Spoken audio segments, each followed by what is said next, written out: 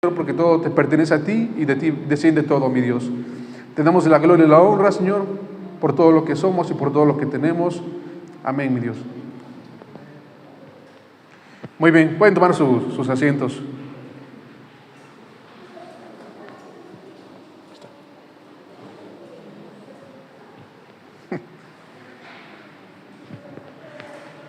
Listo. Entonces, vamos a tomar nuestra lección de hoy. Si la pueden abrir en el capítulo 9. Quienes no la tengan, les invito a que se sienten junto a los hermanos que no tienen su lección y lo puedan leer en compañía. Quien guste, por favor, para que sepan cómo va a ir el tema. ¿Sale? Esa lección número 9 se llama guardar mi corazón. Pero ¿de qué quiere Dios que lo guardemos? Es lo que vamos a aprender el día de hoy. Si hacemos un poquito de memoria, en la semana pasada se habló acerca del rey Joás. En ese día, en esa tarde vamos a hablar acerca del rey Usías, pero antes del rey Usías y después del rey Joás, que habló mi hermana aquí presente, hubo otro rey. ¿Cuál fue ese rey? Nada más voy a dar una pequeña historia de quién fue este rey para poder pasar al rey Usías. Ese rey que estuvo antes de Usías se llamaba Amasías. Y para una forma informativa, después de la muerte de Joás, reinó su hijo, como bien sabemos, que se llama Amasías.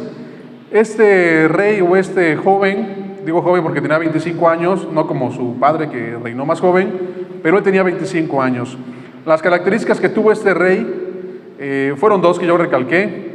La primera es que obró lo que es bueno a los ojos de Yahvé, pero hay un punto que dice, pero no de todo corazón. Es decir, lo hizo, pero no de todo corazón. Y el segundo punto es que juntó a un gran ejército, a los judíos de Judá y a la tribu de Benjamín.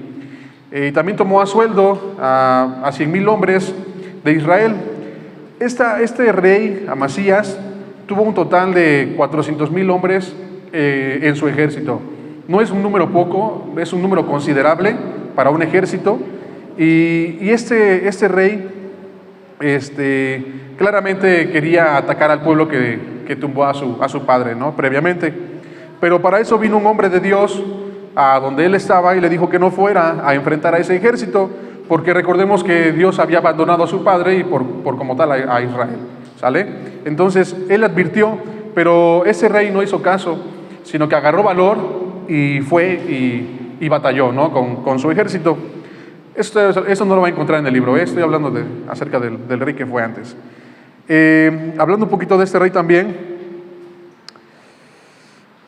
volvió ese profeta, ese hombre de Dios, a decirle y a llamarle la atención de lo que había hecho, ¿no?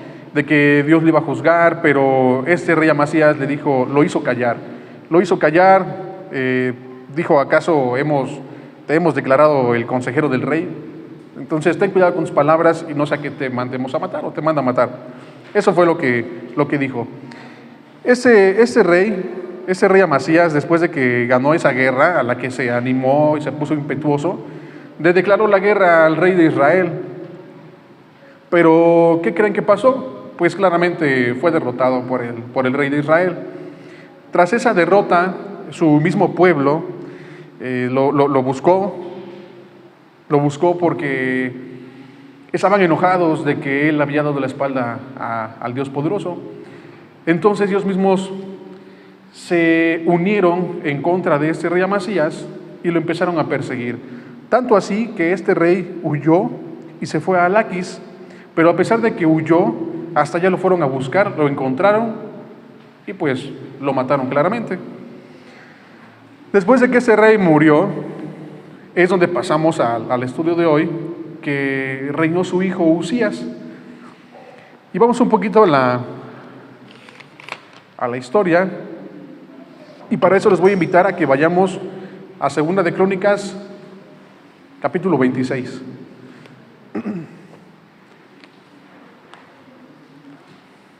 Vamos a leer todo el capítulo para que podamos entender qué es lo que quiere Dios hablar a nosotros y qué es lo que sucedió o cuáles fueron los acontecimientos en aquel día. Así que, ¿ya están todos en Segunda de Crónicas 26? Ok. Como subtítulo dice Reinado de Uzías. Bien, puede prestar atención o irlo siguiendo con su vista. Dice así la palabra de Dios. Entonces, todo el pueblo de Judá tomó a Uzías, el cual tenía 16 años de edad, y lo pusieron por rey en lugar de Amasías, su padre, el que había muerto, que acabamos de platicar. Uzías edificó a Elot, que estaba en ruinas, y la restituyó a Judá después de que el rey Amasías, su padre, durmió con sus padres, con sus abuelos. ¿Sale? De 16 años era Uzías cuando comenzó a reinar, y 52 años reinó en Jerusalén. El nombre de su madre fue Jecolías de Jerusalén. 4. E hizo lo correcto ante los ojos de Jehová, conforme a todas las cosas que había hecho Amasías, su padre, y persistió en buscar a Dios en los días de Zacarías, cuando todavía vivía, entendido en visiones de Dios. Y en esos días en que buscó a Jehová, él le prosperó. Y salió y peleó contra los filisteos, y rompió el muro de Gat, y el muro de Jabnía, y el muro de Asdod, y edificó ciudades en Asdod y en la tierra de los filisteos. Dios le dio ayuda contra los filisteos y contra los árabes que habitaban en Gurbal, y contra los amonitas. 8. Y dieron los amonitas presentes a Uzías, y se divulgó su fama. Aquí vamos a poner atención. Y se divulgó su fama hasta la frontera de Egipto, porque se había hecho altamente poderoso. Edificó también Uzías torres en Jerusalén, junto a la puerta del ángulo, y junto a la puerta del valle, y junto a las esquinas, y las fortaleció. Asimismo edificó torres en el desierto, y abrió muchas cisternas, porque tuvo muchos ganados, así en la Cefela como en las vegas, y viñas y labranzas, así en los montes como en los llanos fértiles, porque era amigo de la agricultura. Tuvo también Uzías un ejército de guerreros, los cuales salían a la guerra en divisiones, de acuerdo con la lista hecha por mano de Jehiel, escriba, y de Maasías, gobernador, y de Ananías, uno de los jefes del rey. Todo el número de los jefes de familia, valientes y esforzados, era 2,600. Y bajo la mano de estos estaba el ejército de guerra de 307,500 guerreros poderosos y fuertes para ayudar al rey contra los enemigos. Uzías preparó para todo el ejército escudos, lanzas, yelmos, coseletes, arcos y hondas para tirar piedras. E hizo en Jerusalén máquinas inventadas por ingenieros, para que estuviesen en las torres y en los baluartes, para arrojar saetas y grandes piedras. Y su fama, segundo punto, y su fama se extendió lejos, porque fue ayudado maravillosamente hasta hacerse poderoso. 16. Mas cuando ya era fuerte, ahí viene el tema, un punto muy importante igual, su corazón se enalteció para su ruina, porque se rebeló contra Jehová su Dios, entrando en el templo de Jehová para quemar incienso en el altar de incienso. 17. Y entró tras él el sacerdote Azarías, y con él 80 sacerdotes de Jehová, varones valientes. Y se pusieron contra el rey Uzías y le dijeron: no te corresponde a ti, oh Uzías, el quemar incienso a Jehová, sino a los sacerdotes hijos de Aarón, que son consagrados para quemarlo. Sal del santuario, porque has prevaricado, y no te será para gloria delante de Jehová Dios. Entonces Uzías, teniendo en la mano un incensario para ofrecer incienso, se llenó de ira. Y en su ira contra los sacerdotes, la lepra le brotó en la frente, delante de los sacerdotes, en la casa de Jehová, junto al altar del incienso. Y le miró el sumo sacerdote Azarías y todos los sacerdotes, y he aquí la lepra estaba en su frente. Y le hicieron salir apresuradamente de aquel lugar, y él también se dio prisa a salir, porque Jehová lo había herido. Así el rey Uzías fue leproso hasta el día de su muerte, y habitó leproso en una casa apartada, por lo cual fue excluido de la casa de Jehová. Y Jotam, su hijo, tuvo cargo de la casa real, gobernando al pueblo de la tierra. Los demás hechos de Uzías, primeros y postreros, fueron escritos por el profeta Isaías, hijo de Amós. Y durmió Uzías con sus padres, y lo sepultaron con sus padres en el campo de los sepulcros reales, porque dijeron, leproso es. Y reinó Jotam, su hijo, en lugar suyo. Bien, hasta este punto entendemos cómo fue, a qué edad empezó a reinar Usías, qué es lo que hizo, y es ahí donde vamos a empezar a contestar su librito. Si ya lo contestaron, qué bueno, gloria a Dios. Si no lo han contestado, tomen un lápiz, un lapicero y vamos a ir apuntando las respuestas que van a venir a continuación. Dice el texto clave es 2 de Crónicas 26:5, que dice, y persistió en buscar a Dios en los días de Zacarías, entendido en visiones de Dios, y en estos días en que buscó a Jehová, él le prosperó. Cuando vivía Zacarías antes de que muriera, por la orden del rey, él siendo nada, obviamente el hijo del rey en ese entonces, él tuvo esa ímpetu, ese acercamiento con Jehová, ¿sale? Entonces, ahí está basado, pero vamos a ver qué más nos quiere decir la palabra. Dice la introducción, la historia del rey Usías ilustrará las palabras del predicador. Sobre toda cosa guardada, guarda tu corazón, porque de él mana la vida. Vamos a Proverbios 4:23. ¿Quién trae su Biblia al día de hoy? Amén. Hermano César, ¿me puedes apoyar con Proverbios 4:23, por favor? Gracias.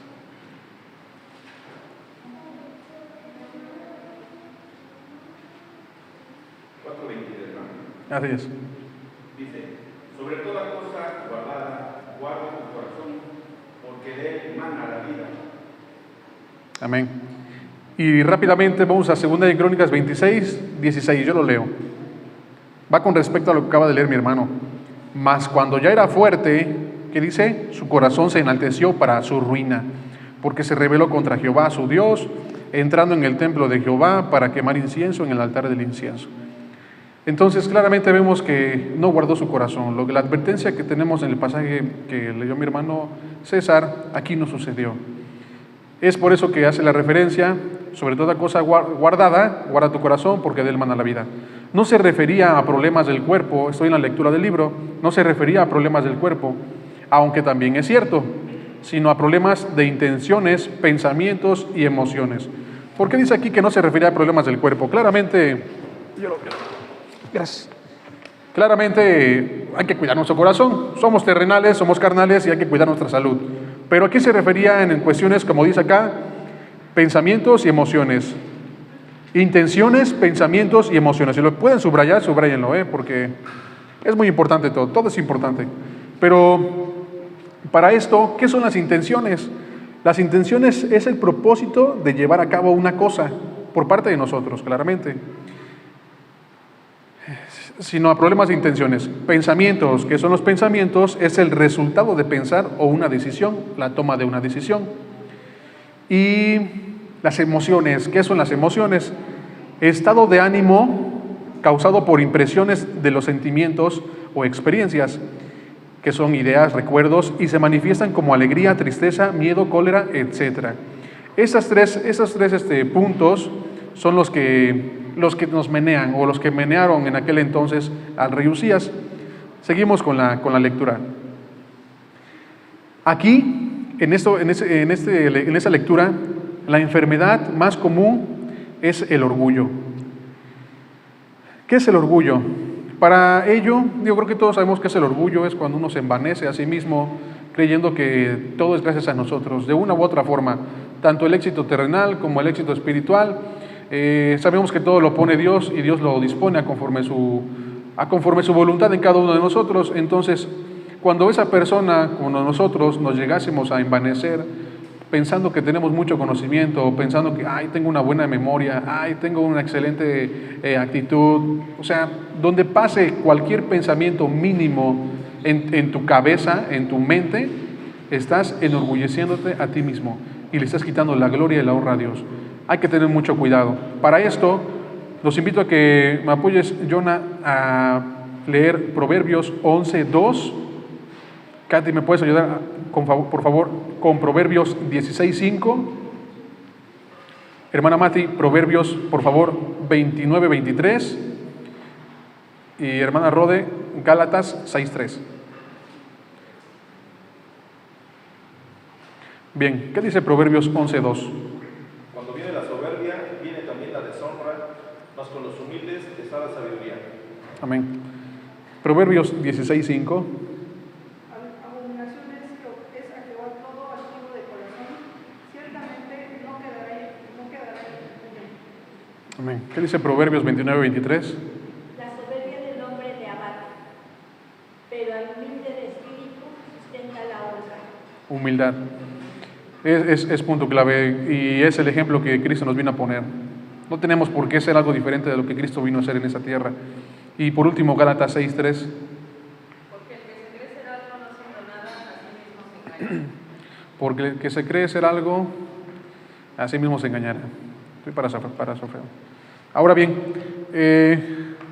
todo esto, pues claramente nos deja que pensar. Un momento. Nos deja que pensar y claramente en evitar ese tipo de conductas, tanto de mí para ustedes y como de ustedes para la congregación. Y no solamente esto se queda de una forma espiritual o de una forma como iglesia, porque aquí ustedes pueden ser humildes de todo corazón en sus actitudes, en sus pensamientos, muy espirituales, pero ¿qué pasa cuando es todo lo contrario con los que son inconversos? Nos prestaríamos a que pisoteen el nombre de Cristo. Entonces hay que tener mucho cuidado en cualquier sentido para los hombres espirituales y para los hombres que son inconversos. Muy bien, seguimos en la lectura de la lección. Aquí la enfermedad más común es el orgullo, y así como el ejercicio físico es básico para un corazón sano, ejercitarse para la piedad es indispensable para guardar el corazón en santidad y mantener lejos el orgullo. Daniela, ¿me puedes apoyar con 1 Timoteo 4, 7 y 8?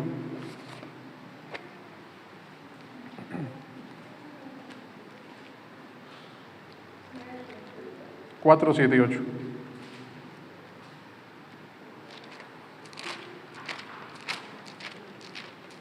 Desecha las fábulas profanas y de viejas. Ejercítate para la piedad, porque el ejercicio corporal para poco es provechoso, pero la piedad para todo provecho, pues tiene promesa de esta vida presente y de la venidera. Amén. Entonces, entrenemos para ser piadosos, seamos humildes y tengamos cuidado con los pensamientos de orgullo o de vanagloria para nosotros mismos. Vamos en la parte de abajo de la lección que dice historia. Aprendamos algo de la vida del rey Usías. Aquí vamos a ir contestando esas preguntas. Dice la pregunta número 1: ¿cuál fue el secreto de su prosperidad? La respuesta a esa pregunta la encontramos en el versículo 4 y 5, claramente de Segunda de Crónicas, capítulo 26, 4 al 5. ¿Qué dice?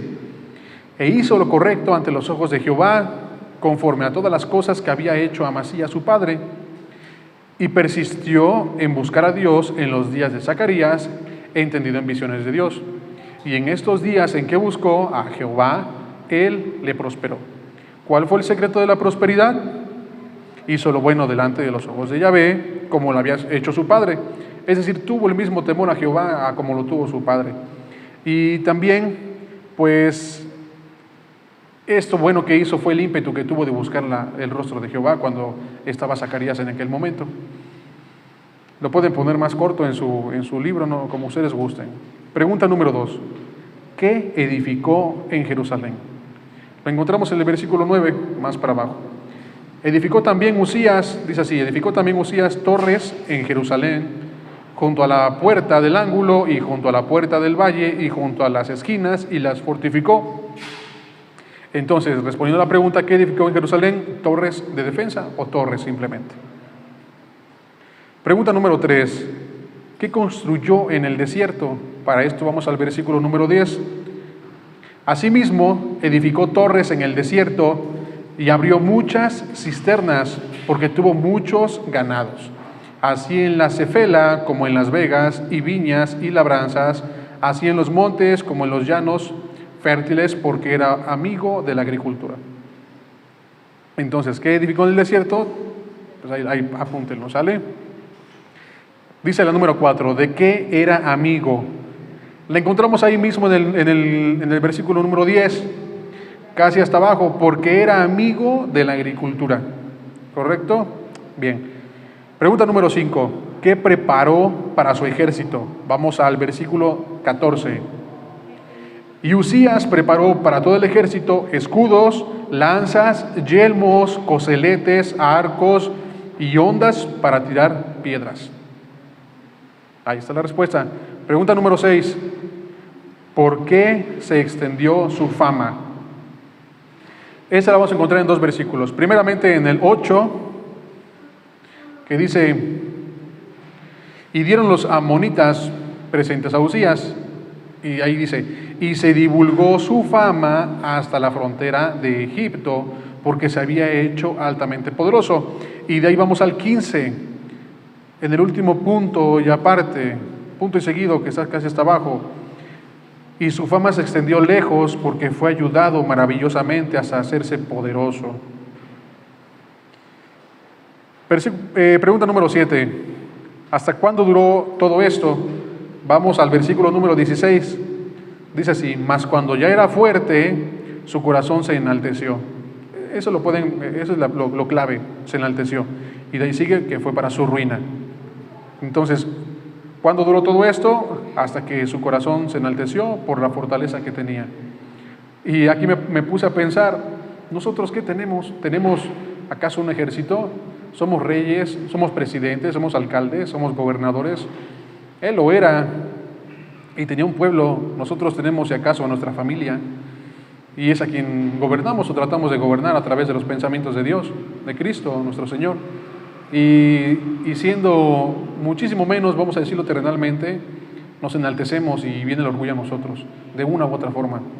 Entonces, si viene a nosotros de esta forma, teniendo casi nada en comparativa al rey Uzías, ahora imagínense el rey Uzías, todo lo que tenía, poseía, y cuando era fuerte, dice la palabra, entonces su corazón se enalteció, pero fue para su ruina.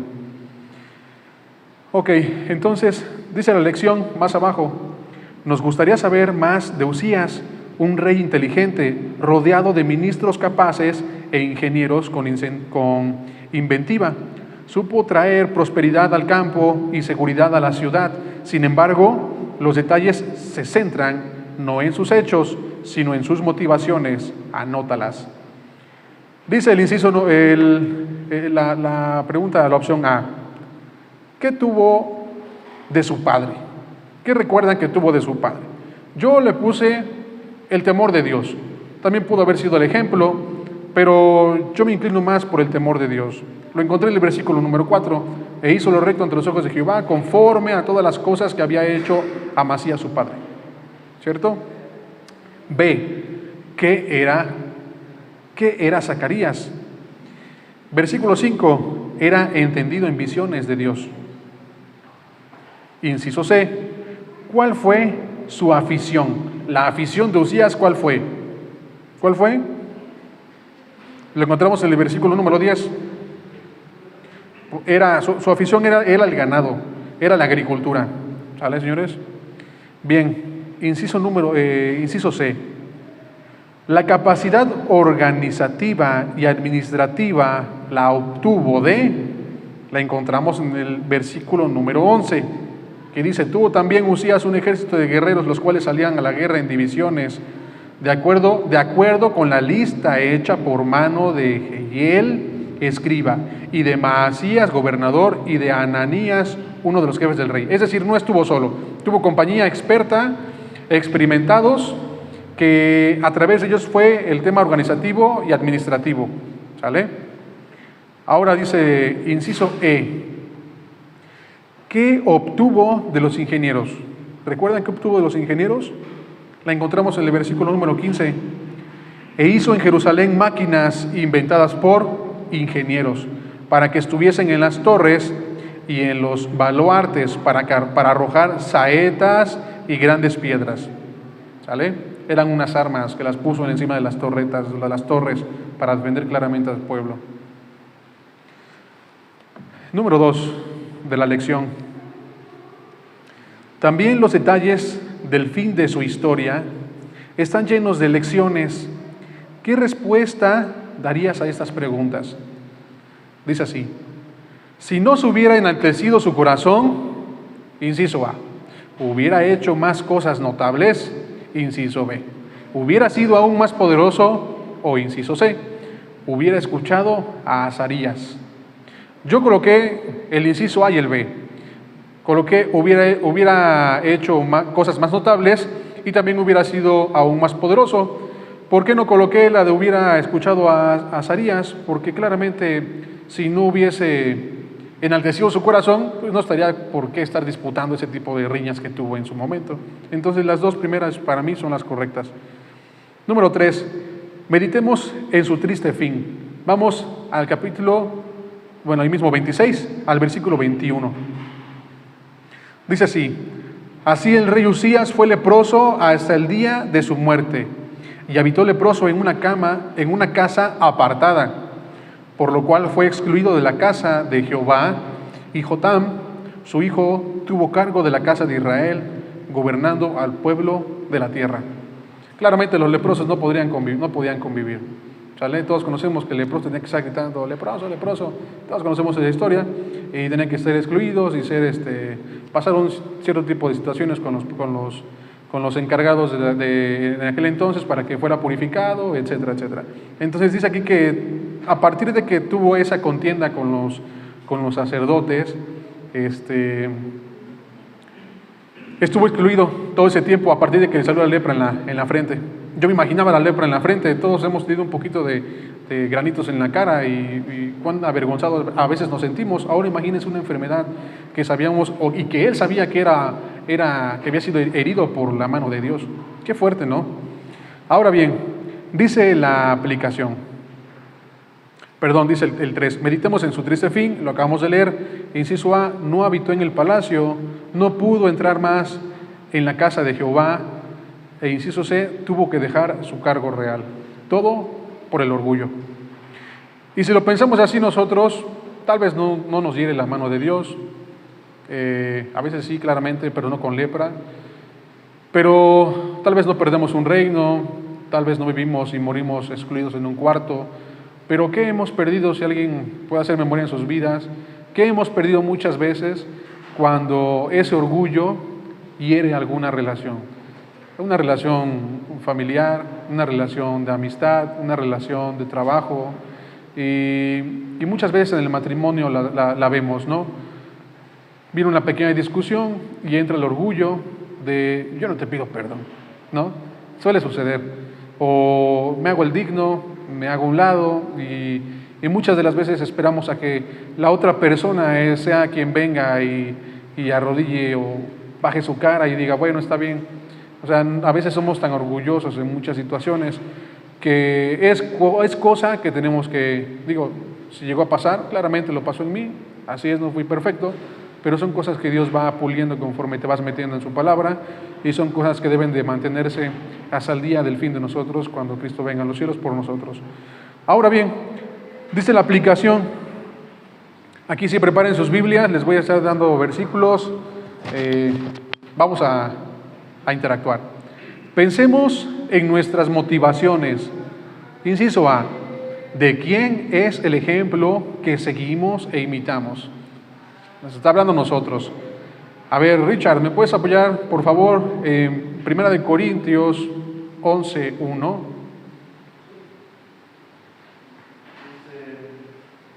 Sed imitadores de mí, así como yo de Cristo. Así es. Aquí dice Pablo, ciertamente sed imitadores de mí, pero no de su persona ni de sus errores, ni poniéndola aquí en alto, no, sino porque él seguía a Cristo. Lupita, hermana Lupita, Filipenses 3:17, por favor. Anel, ¿me puedes apoyar con Hebreos 13:7? Hermana Liz, 1 de Pedro 2:21. Amén, sí. 3:17. Hermanos, sed imitadores de mí, y mirad a los que así se conducen, según el ejemplo que tenéis en nosotros. Así es. Nuevamente está Pablo refiriéndose a sí mismo, pero haciendo énfasis en Cristo Jesús. Y aparte dice, tengan cuidado de los que también nos siguen. ¿Sale? Dice, ¿quién sigue? Anel, por favor. Acordaos de vuestros pastores que os hablaron la palabra de Dios, considerad cuál haya sido el resultado de su conducta e imitad su fe. Amén. Y terminamos con 1 de Pedro 2:21. Para esto fuisteis llamados, porque también Cristo padeció con nosotros, dejándonos ejemplo para que sigáis sus pisadas. Dejándonos el ejemplo. Cristo padeció, sabemos todo lo que vivió y a veces decimos, ay, ¿por qué me pasa esto? ¿Por qué permites esto? Vaya, no hay ejemplo más vivo y doloroso que lo que Cristo pasó por nosotros. Entonces cualquier achaque mínimo de nosotros no es nada en comparativa a lo que vino a ser para salvarnos a nosotros. Ahora bien, dice que yo puse en la respuesta como tal, Cristo, es Cristo solamente. Seguimos e imitamos el ejemplo de Cristo. Inciso B, ¿a qué dedicamos nuestro tiempo? Viene fuerte, todo ha sido fuerte. Hermana Mati, nuevamente, Filipenses, por favor, 2:12. Wendy, 1 de Timoteo 4:13. Eli, Tito 3:8, por favor.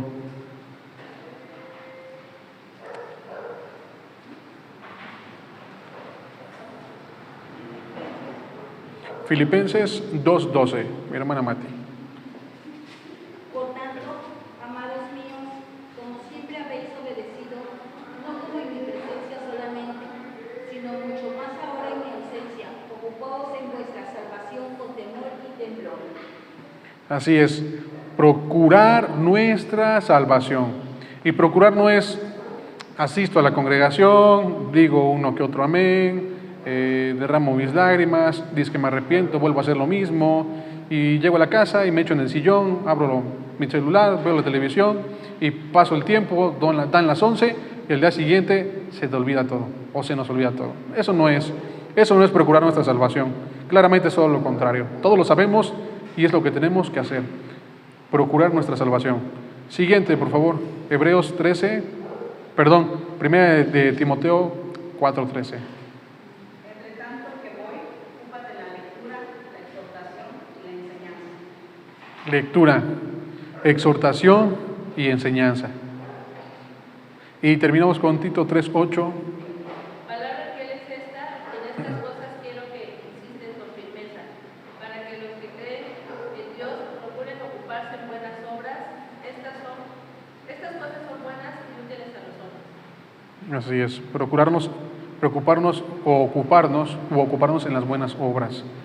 Toda buena obra, claramente sabemos que las obras no nos hacen salvos, pero de ahí desciende el amor hacia con los demás, tanto para nosotros que somos espirituales, hermanos en Cristo, como también para los que son inconversos, para poder acercarlos al reino de Dios. Ahora dice más abajo, bueno, todo lo vayan apuntando, los puntos que estuvimos viendo. Dice el C, ¿a quiénes ha puesto Dios como ayuda para nuestro desarrollo? Ahora sí, vamos, ¿quién dice yo?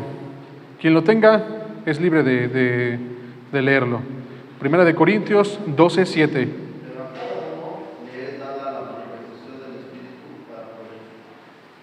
El Espíritu Santo es para provecho, claramente de Él desciende, cuando mora en nosotros, los pensamientos, la sabiduría de Dios es trasladada a través del Espíritu Santo y así podemos entender su palabra viva y verdadera. Siendo no espirituales, las personas inconversas no son capaces y nunca lo serán de poder entender las Sagradas Escrituras porque ese es un libro espiritual. Por eso el Espíritu Santo es que sea para nuestro provecho. Ahí estaba hablando acerca de los dones espirituales. Muy bien, siguiente, Efesios 4:11 y 13. Y él mismo constituyó a unos apóstoles, a otros profetas, a otros evangelistas, a otros pastores, maestros, a fin de perfeccionar a los santos para la obra del ministerio, para la edificación del cuerpo de Cristo, hasta que todos lleguemos a la unidad de la fe y del conocimiento del Hijo de Dios, a un varón perfecto, a la medida de la Amén. Ese es el objetivo, llegar a la estatura del varón perfecto que es Cristo. ¿Y qué puso? Profetas, todo lo que estaba lo que conocemos. Pero el hecho es de que puso maestros, los puso y también nos puso a nosotros como maestros para enseñar. Entonces yo lo resumo en puso maestros, en ese versículo, maestros. Segunda de Timoteo 3, 16 y 17. Toda la escritura es inspirada por Dios y útil para enseñar, para redarguir, para corregir, para instruir en justicia, a fin de que el hombre de Dios sea perfecto, enteramente preparado para toda buena obra. Así es. Entonces, ¿qué nos puso? La palabra viva y verdadera que es la Biblia, la palabra de Dios. Entonces, si podemos resumir, ¿a quiénes ha puesto Dios como ayuda para nosotros, para nuestro desarrollo? Puso al Espíritu Santo, nos lo dejó, puso maestros y nos dejó la palabra de Dios. Y ahí pueden contestar un poco más abajo, ¿es esto parte de tu experiencia personal? Número 2, también atendamos la advertencia.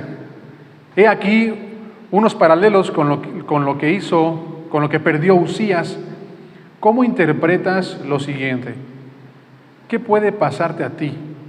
Anota lo que puedes perder a causa del orgullo. Vamos a Romanos 11, 22. Quien lo tenga puede leerlo, por favor. Mira pues la bondad y la severidad de Dios. La severidad ciertamente para con los que cayeron, pero la bondad para contigo. Si permaneces en esa bondad, pues de otra manera tú también serás cortado. Amén. Entonces, si somos orgullosos, claramente habla de la severidad, pero habla de la bondad. Y yo estoy seguro que Dios ha sido bondadoso con todos nosotros. No ha tenido severidad para cada uno de nosotros, y mucho menos un castigo, gracias a Dios. A Él mismo claramente, pero bueno, entonces yo puse la bondad de Dios, así lo interpreté yo. Inciso B, 1 Corintios 9, 27.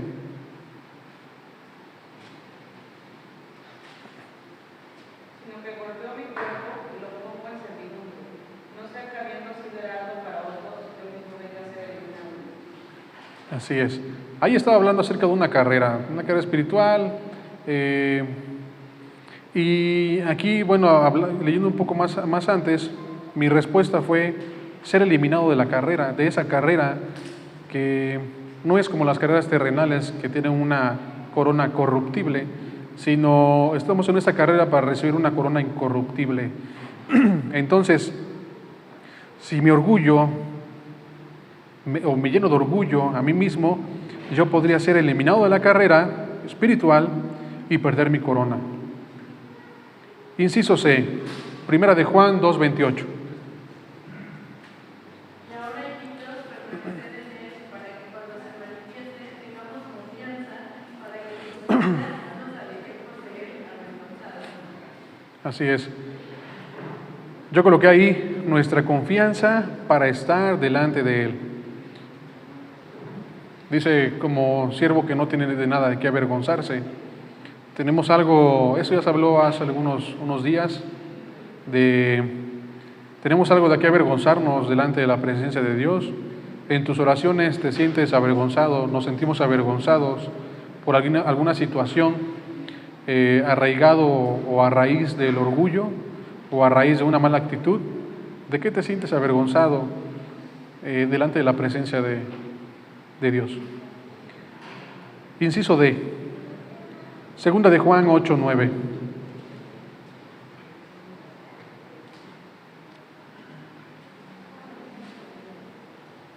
Mirad por vosotros mismos para que no perdáis el fruto de vuestro trabajo, sino que recibáis galardón completo. Cualquiera que se extravía y no persevera en la doctrina de Cristo no tiene a Dios. El que persevera en la doctrina de Cristo, ese sí tiene el Padre y al Hijo. Amén. Entonces ahí yo coloqué, puedo perder el fruto de mi trabajo, y no hablando terrenalmente, o lo puedes ver también de forma terrenal, pero más que nada la forma espiritual, que es la que más nos mueve, ¿no? O lo que nos debería estar moviendo. El fruto de nuestro trabajo espiritual. Y como segundo punto, yo también puse extraviarnos de la doctrina. Último inciso, inciso E.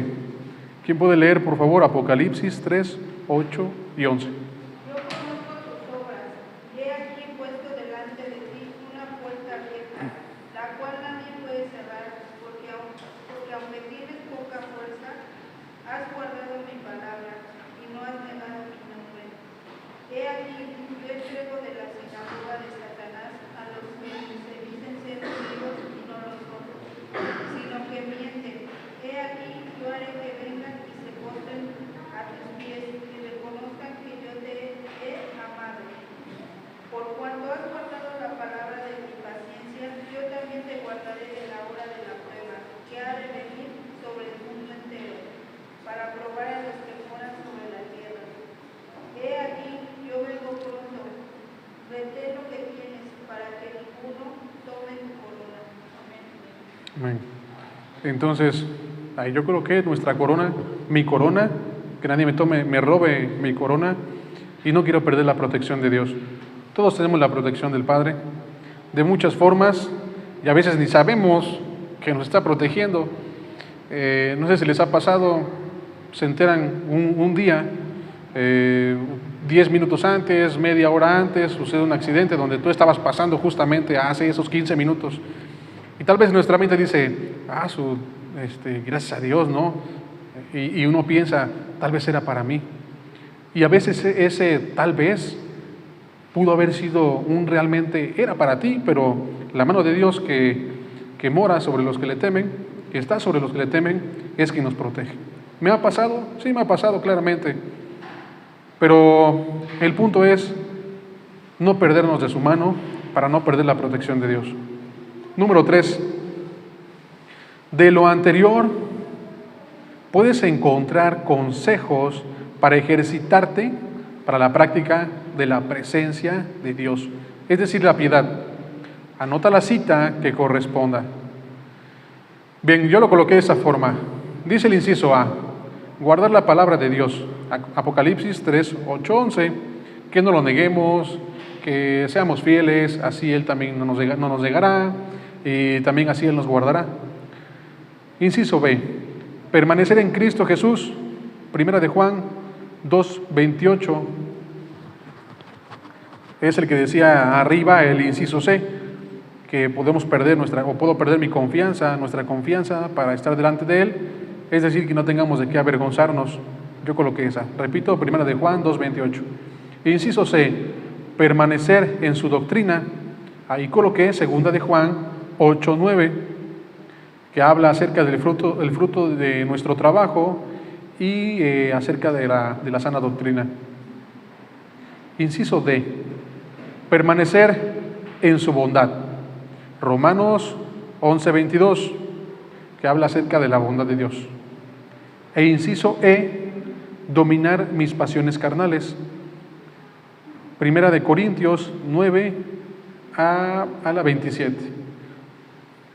¿Por qué dice dominar mis pasiones carnales? Porque decía unos versículos antes que todo aquel que corre la buena carrera se abstiene de sus pasiones. Y muchos tenemos muchas pasiones, y no solamente se refiere a pasiones carnales. ¿Qué te apasiona? El fútbol. Hace que faltes a la congregación un simple partido de fútbol que no te ayuda en nada. El ejercicio. ¿Qué otra cosa? ¿Qué otro ejemplo? La salida con los amigos, la salida con las amigas, un cafecito, y eso a veces es cierto. A veces ponemos primeramente a la familia, es que vino un familiar, es que vino mi mamá, es que vino mi tía, mi tío, Panchito, y no voy a la congregación porque casi nunca vienen y los voy a atender. ¿Qué ponemos primero? A las personas, ¿no? Se van a ir, tienen que llegar y te tienen que esperar. Entonces ahí viene la situación, ¿no? ¿A quién pones tú primero? Y es un poquito igual de lo que hablábamos antes. ¿A quién pones primero? Ni a la familia, ni a tus amigos, ni a tus actividades. Siempre y siempre debe ser la palabra de Dios y el servirle. Si no le servimos, esforcémonos en servirle para poder no ser esos siervos que seamos, tengamos algo de qué avergonzarnos cuando estemos delante de su presencia. Ahora bien, ya no terminamos, hermanos. Dice el proyecto en la parte de hasta abajo: hay rutinas para el ejercicio corporal. Diseña una para ejercitarte para la piedad. ¿Y quién me apoya para cerrar este tema? Primera de Timoteo 4, 7 y 8.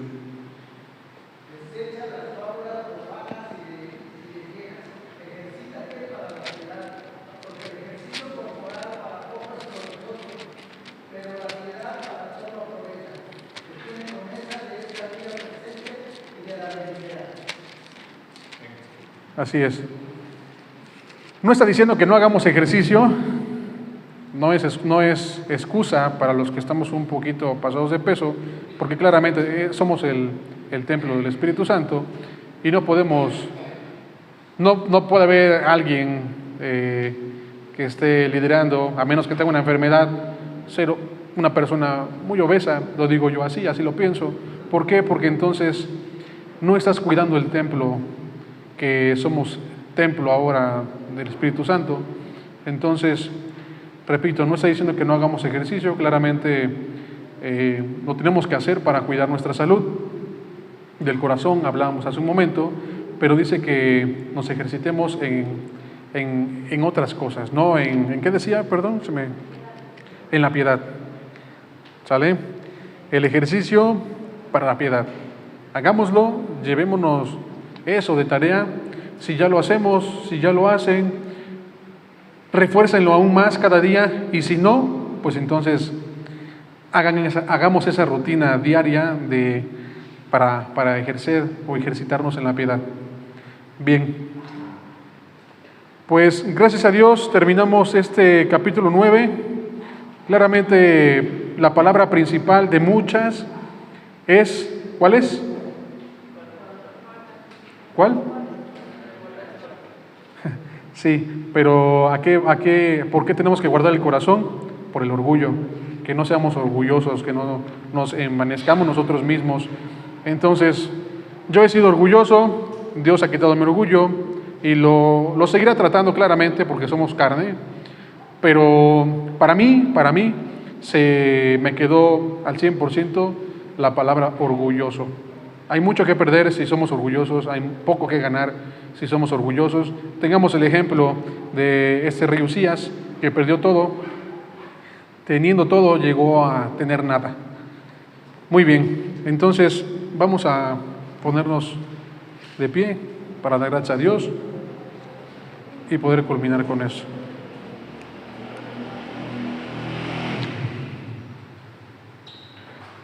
Muy bien. Bendito Dios y Padre Celestial, Señor, te damos gracias, mi Dios, por esos momentos, Padre, porque en ti está y en ti estuvo, Señor, que escucháramos tu palabra, mi Dios, la historia de este rey Usías, Señor, que cual lo tuvo todo, Padre mío, que tú fuiste quien lo bendijo, Señor, porque te buscó, Padre, de todo corazón, y tú lo proveíste, Señor.